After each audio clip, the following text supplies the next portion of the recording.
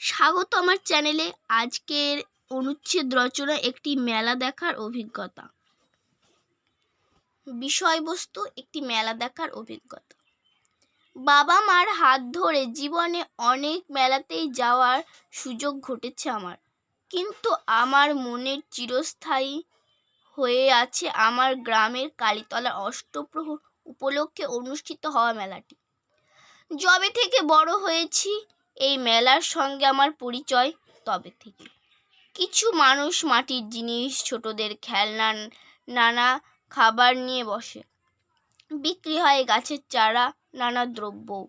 অনেক জায়গা জুড়ে এই মেলাটি বসে। সকাল থেকে সন্ধ্যা পর্যন্ত প্রচুর লোকের যাওয়া আসা, কেনাকাটা, খাওয়া দাওয়া হয়। জিলাপি, গজা, ফুচকা, ঘুগনি, চা ইত্যাদি খাবার দোকান বসে। কত মানুষের উপার্জনের পথ তৈরি করে দেয় এই মেলা। যারা বিক্রির পসরা নিয়ে বসে, শুধু তারাই নয়, যে ভ্যান রিক্সাওয়ালা মানুষ নিয়ে আসে তাদের উপার্জন হয়। সন্ধ্যা হতেই আস্তে আস্তে দোকানগুলি উঠে যেতে শুরু করে। মেলার সেই জায়গাটি হয়ে যায় নিস্তব্ধ, জনহীন, নিস্তব্ধ। তো এতদূর হচ্ছে এই পুরো মেলার অভিজ্ঞতাটি। সকলকে জানাই বাই, দেখা হবে নেক্সট ভিডিওতে।